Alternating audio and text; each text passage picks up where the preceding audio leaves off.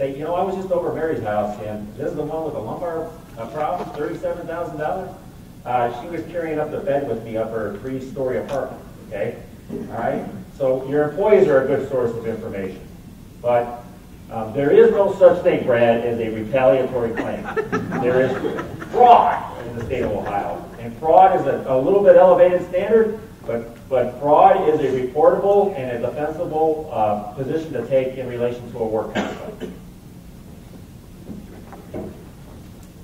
All right, thank you very much.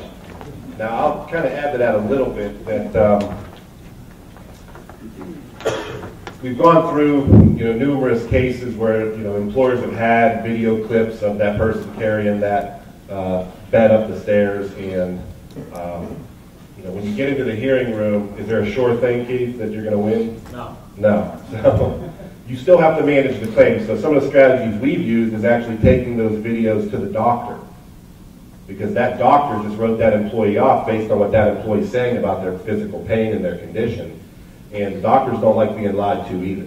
So when you take that video to the doctor might say, really? Full duty release. Now the employee has to come back. If they don't come back, they're denying gainful employment, you can cut off temporary total benefits. All right, so some other strategies to think of there. With that, I'm going to turn it over to Mike and get a bureau perspective on this case study.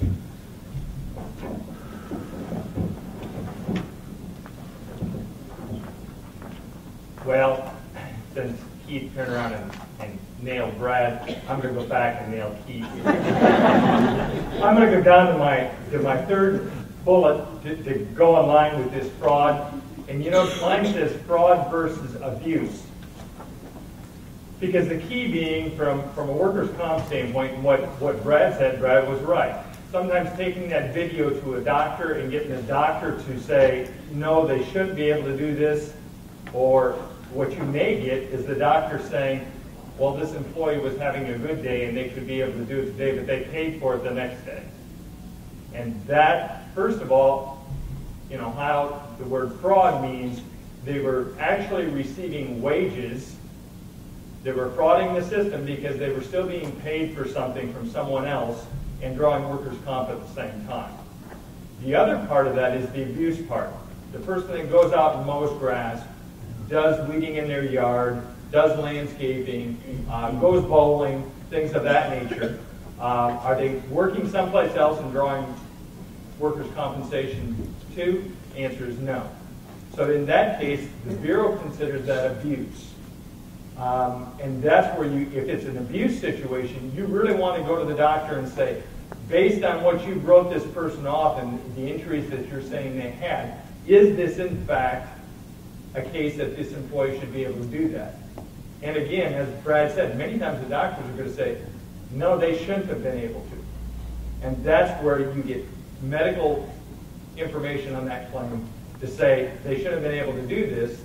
Then you can probably get temporary total stop.